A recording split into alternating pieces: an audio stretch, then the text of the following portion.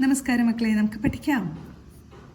ഇന്ന് നമുക്ക് ചവർഗത്തിലെ രണ്ടാമത്തെ അക്ഷരമായ ഛ വരുന്നതായ കുറച്ചധികം വാക്കുകൾ പഠിക്കാം. വായിക്കാം. മുഖഛായ, മുഖഛായ. അടുത്തത് ഛായാചിത്രം, ഛായാചിത്രം. അടുത്തത് ഛത്രപതി, ഛത്രപതി.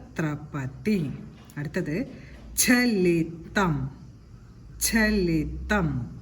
അടുത്തത് പ്രച്ഛന്ന വേഷം, പ്രച്ഛന്ന വേഷം. അടുത്തത് ഛായാഗ്രാഹകൻ, ഛായാഗ്രാഹകൻ.